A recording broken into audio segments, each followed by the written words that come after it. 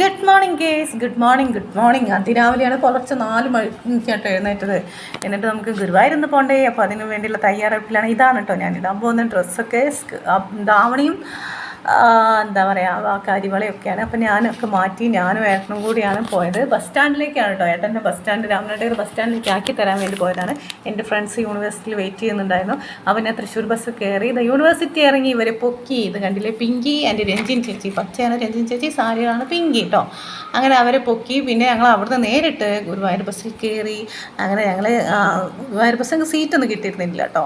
കോട്ടയ്ക്കൽ വരെ ഞങ്ങൾ നിന്നു. പിന്നെ കോട്ടയ്ക്കൽ എത്തിയപ്പോൾ എനിക്ക് രഞ്ജിൻ ചേച്ചിക്കും പിങ്കിക്കും ഞങ്ങൾക്ക് എല്ലാവർക്കും കൂടി സീറ്റൊക്കെ കിട്ടി.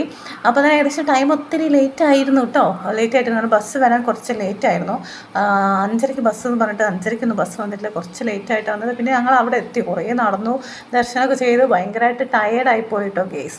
അങ്ങനെ എല്ലാവരും ടയേർഡായി അവിടെ ഇങ്ങനെ ഇരുന്നു കുറേ നേരം. പിന്നെ ഞങ്ങൾ ആനപ്പന്തിയിലൊക്കെ പോയി, ആനകളെയൊക്കെ കണ്ടിട്ട് ഒത്തിരി ആനകളുണ്ടായിരുന്നു. അപ്പോൾ നമ്മൾ ആന ഇപ്പോൾ കുളിപ്പിക്കുന്ന സീനാണ് കേട്ടോ കാണുന്നത്. അങ്ങനെ ആനയൊക്കെ കണ്ടു. അതിൽ ഡാൻസ് കളിക്കുന്ന ഒരു ആനയുണ്ടായിരുന്നു ഗേസ്. അങ്ങനെ ഒരുപാട് ആനകൾ ഉണ്ടായിരുന്നു. പക്ഷേ അതിന് എക്സ്പെഷ്യലി ഒരു ഡാൻസ് കളിക്കുന്ന നമ്മുടെ ഒരു ആനക്കുട്ടൻ ഉണ്ടായിരുന്നു കേട്ടോ. അപ്പോൾ അവനെയും കണ്ടു, കുറച്ച് വീഡിയോസൊക്കെ ഷൂട്ട് ചെയ്തു. പിന്നെ ഞാൻ അവിടുന്ന് ലൈവ് ഇട്ടു. പിന്നെ അവിടെ നല്ലൊരു അടിപൊളി ഒരു ആൽമരം കണ്ടപ്പോൾ എനിക്ക് അതിലൊന്ന് തൂങ്ങാൻ തോന്നി. അങ്ങനെ ഞങ്ങൾ അവിടെ ആൽമരത്തിലൊക്കെ ജസ്റ്റ് ഇങ്ങനെ വെറുതെ തൂങ്ങിച്ചാടി.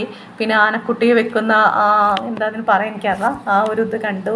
അങ്ങനെ ഒത്തിരി ആനകളെ കണ്ടു കേട്ടോ. അവിടുന്ന് ഒരുപാട് പേരൊന്നും അറിയില്ല കേട്ടോ, കാരണം അവിടെ പേരുകളൊന്നും എഴുതി വെച്ചിട്ടില്ല ഒരു ആനയുടെ അടുത്തൊന്നും. അപ്പോൾ അവിടുന്ന് കണ്ടു. പിന്നെ അവിടുന്ന് പെട്ടെന്ന് തന്നെ ഞങ്ങളിനി ഇറങ്ങിനെ. വീണ്ടും ഞങ്ങൾ ഗുരുവായൂരിലേക്ക് പോകണം. പായസം കിട്ടിയിട്ടില്ലായിരുന്നു. അപ്പോൾ അങ്ങോട്ട് അമ്പലത്തിലേക്ക് തന്നെ പോയിട്ട് പായസമൊക്കെ വാങ്ങിയിട്ട് വരാമെന്ന് വിചാരിച്ചു. അപ്പോൾ പോകാൻ നേരത്തെ നോക്കിയപ്പോൾ അവിടെ അടുത്ത് തന്നെ ഒരു ആനയും കൂടി കണ്ടു കേട്ടോ. ആ ആനയും കൂടി ഒന്ന് ചെയ്യട്ടെ എന്ന് വിചാരിച്ചു. അപ്പോൾ ആന കണ്ടോ, ആ ആന അവിടെ ചുമ്മാ നോക്കി നിൽക്കുകയാണ്. അപ്പോൾ ആനൻ്റെ അടുത്ത് പോയി. ആന ഇങ്ങോട്ട് പട്ടയെന്നെടുത്ത് അറിയാത്തത് ഭാഗ്യം. കുറച്ച് തിരക്കുണ്ടായിരുന്നു, എന്നാലും ഒത്തിരി ഒന്നുമില്ല, ചെറിയൊരു തിരക്കൊക്കെ ഉണ്ടായിരുന്നു കേട്ടോ. പിന്നെ ഞങ്ങൾ അവിടുന്ന് വീണ്ടും ഞങ്ങൾ ഗുരുവായൂരിലേക്ക് പോയി. അപ്പോൾ അവിടെ എത്തി. ഞങ്ങൾക്ക് പായസം കിട്ടിയില്ല, പായസം കഴിഞ്ഞ് പോയിട്ടുണ്ടായിരുന്നു. പിന്നെ അവിടെ ജസ്റ്റ് ഞങ്ങൾ പോകുമ്പോൾ ഒന്നും വാങ്ങിച്ചിട്ടൊന്നുമില്ല കേട്ടോ. ഫാൻസി കട അത് കണ്ടില്ല, അവിടെയുള്ള കടകളൊക്കെയാണ്. ഒന്നും വാങ്ങിക്കാനുള്ള സമയമൊന്നും ആയിട്ടില്ലായിരുന്നു. അപ്പോൾ തന്നെ ലേറ്റായി. അവിടെ നിന്ന് ഇങ്ങോട്ട് വീട്ടിലേക്ക് എത്തണമല്ലോ, ഒരു 2.25 മണിക്കൂറൊക്കെ ഉള്ളൂ. പിന്നെ ഞങ്ങൾ തിരിച്ച് പോരാണ്ട് കേസ്. അപ്പോഴത്തേക്ക് എല്ലാവരും ക്ഷീണിച്ചു.